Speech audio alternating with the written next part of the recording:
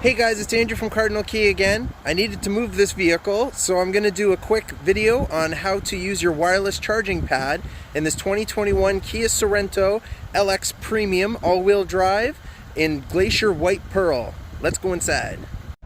Okay, the first thing we're going to do is make sure that the wireless charging system is turned on.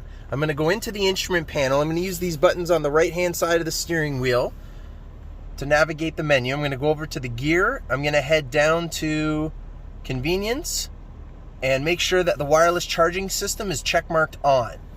The wireless charging pad on this Sorento is located just to the right of this little nook here, which can be covered if you need to. This time around, what they did is they put some holes in so that your phone can vent while it's charging so that it doesn't overheat. There is a little indicator light that will light up amber to let you know that it's charging when you place your phone in there. If you go to exit the vehicle and you accidentally leave your phone in the wireless charging pad, it will notify you on the instrument panel and remind you that a device has been left in the wireless charging pad. If the temperature outside is too cold and the engine is not up to temperature yet, the wireless charging pad may not kick in right away until the engine is up to a certain temperature.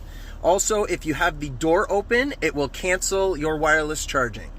Thanks for watching, guys. Please hit the like button, make sure you subscribe, and activate the notification bell so that you stay up to date with all of our videos. Also, we're very active on Instagram, Twitter, and Facebook, so please give us a follow. Thanks, guys.